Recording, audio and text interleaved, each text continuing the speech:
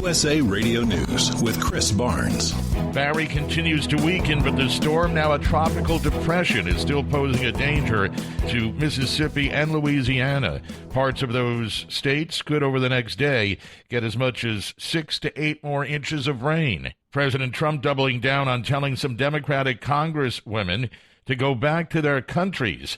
The president saying on Twitter that the Democrats call their adversaries racist when called out, but he said they stick up for people who speak badly of this country and shouldn't be allowed to go unchallenged. All but one of the 4 women he was talking about were born in the United States. And one of them, Congresswoman Rashida Tlaib, responds, I want you to know that you belong, that this is our country, and no amount of hate-filled bullying from the White House is going to change that.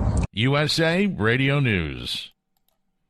Sex offender and multi-billionaire investor Jeffrey Epstein has a bail hearing today in New York City. His lawyers asking for his release on $77 million bail by putting up his Upper East Side mansion.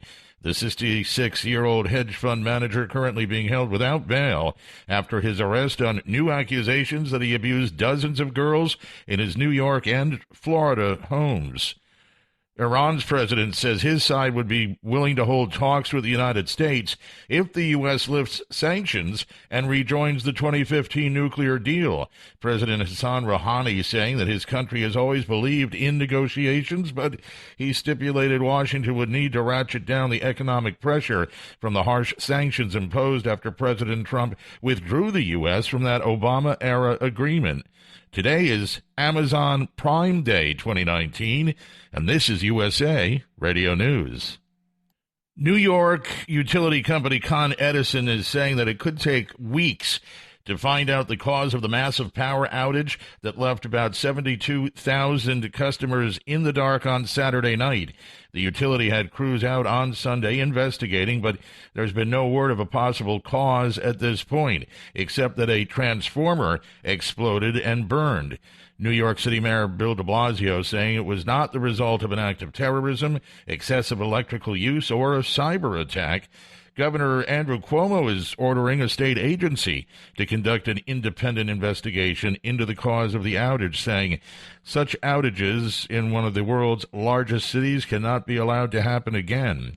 A New Jersey police officer who was lucky to be alive in April is now lucky to not be in jail. Matthew Ellery was on duty behind the wheel of his police vehicle when he shot heroin and almost died of an overdose. As part of a plea deal, Ellery will now avoid jail time, but has to remain clean for 5 years or face a 5-year prison sentence.